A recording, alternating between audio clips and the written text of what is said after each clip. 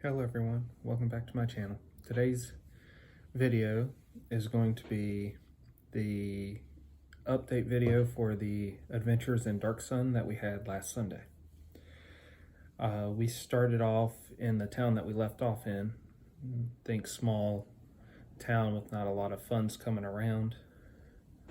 Definitely not very resource heavy.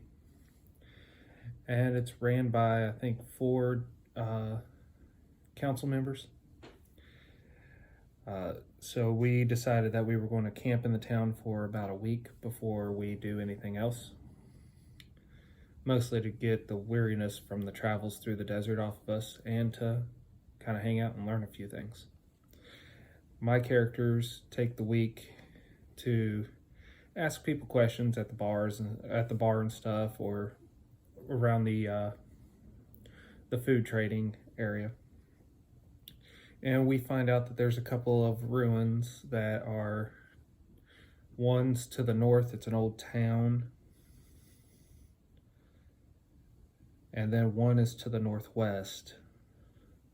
There's a broken down sacrificial altar to the northwest. We decide to go to the town once all the adventures in this little town had finished. So what started off that week, the Kobold Assassin decides to tail one of the council members. I think the main party's goal, at least out of game, is to sort of take over this town and use it as our base. And he's going to speed up the process.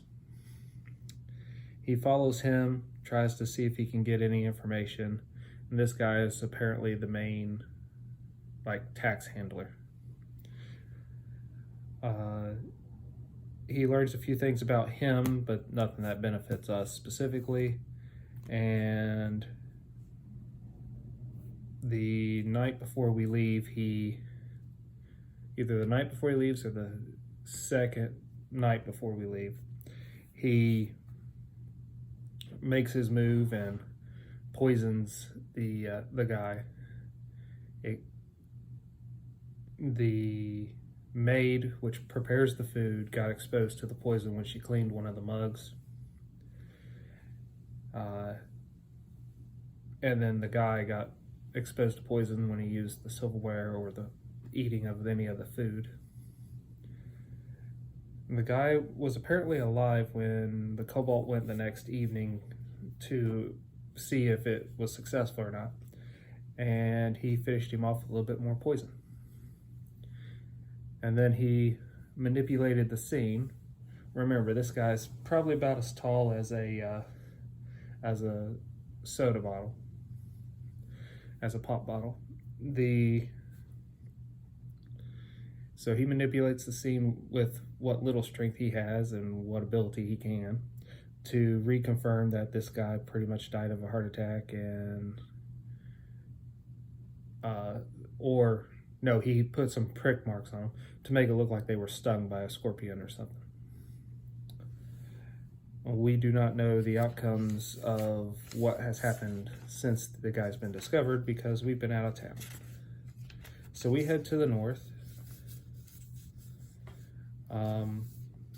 towards the older civilization. So as we're crossing the desert, we get attacked by some dune runners, which I've never heard of before. Us playing this setting has been very entertaining because I've not done any background research on anything that we'd be fighting or encountering. So we fought the dune runners. The one with the message to deliver eluded us, but we weren't actively starting this combat, so the others attacked us and we fought back and made short work of them. Ort, my O-Reed fighter barbarian, had lost about a third of his hit points in this fight.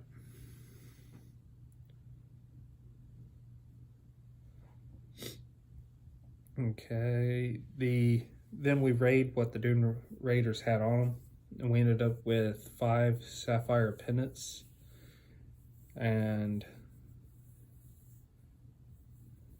my first character to pick it up was Hoya. She was affected by the pendant. It's apparently cursed. Which goes to show we took no precautions, so it was hilarious. And then the Ort was very stubborn on having the pendant. It took 3 different characters to persuade him to put one on. But he did succumb to their suggestions. And by the end of it, I think over 2/3 or 3/4 of the party has a pendant on right now. And what we found out from the game master, and not necessarily our characters know, is that if we die, the pendant animates the corpse when we become Dune Runners. So we will, in the future, be looking for a way to get that off.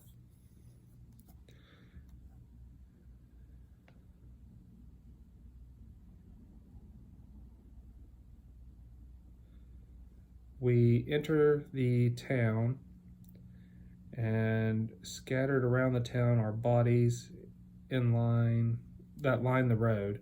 Their feet are facing each other. And by bodies, we mean like skeletal remains. We were very questioning of what had happened here. But nothing gave itself to us, and we didn't know what to make of it. So we find a sheltered building in town. I wanted a 2-story building with kind of like a solid stone second floor. And we get that, and then as we are trying to figure out how we're going to set up, say, more or less like a noisemaker wire, the strong characters end up putting holes in the wall that fractured so badly that the second floor became the first floor very quick.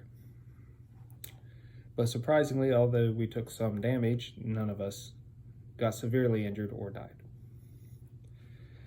So from this new first floor, we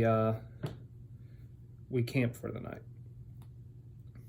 In the morning, a fog starts rolling through the town, and certain party members start to see figures in the fog. Eventually, the fog makes its way to our building and then starts coming in through the windows and the doors. And then we start to see, more of us start to see and hear figures fighting in the fog. We take a couple of swings as we feel like things were swinging at us, and then at that point, Ort runs for the door to get outside so that if he's going to fight, he's going to fight with full swings without trying to worry about hitting the party. Ort is chaotic good, so that's the reference point for him. And even though he's a barbarian, he's still a fighter, so he does have combat tactics of a sort.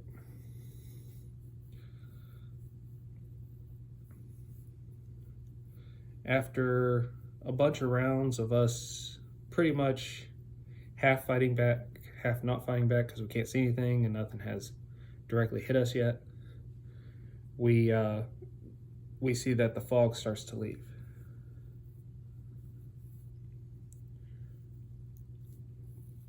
There are 2 more spots to this town that we then have to figure out where we wanted to go. There are caves on the outskirts of the town, and there's sort of a valley that the fog came down out of to us. So we decide we'll go up that valley and see if we can see the source of that fog or get a better idea of what's going on. At the end of the valley, we found a temple that is half collapsed. Once we get into the temple and start exploring around, we find a green flame on an altar. And we find an inscription. I don't remember what language it was written in, but we were able to read it. As long as it burns, it will protect the town, and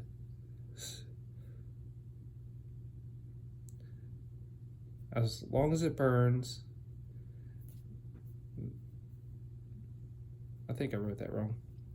Essentially, as long as there is a member of the town left alive, it will burn and it will protect the town. After that, we go back out and we head back towards the heart of the town, and then we go to explore the caves. For us, being a pretty martial group, we take the diplomatic route in the caves. We don't directly fight anything, and we try to talk because we're trying to get our information, because we are complete outsiders to Dark Sun, so we don't know what's going on, any of the history, anything that could benefit us knowledge-wise. And it turns out we're talking to the cannibal hobbits, the cannibal halflings. So we talk to them at a big distance and get some information, roughly what's happened, and found out that they wouldn't mind us trading them some slaves if we ever have any, because we offered to do trade with them. So we leave that on the table for future endeavors.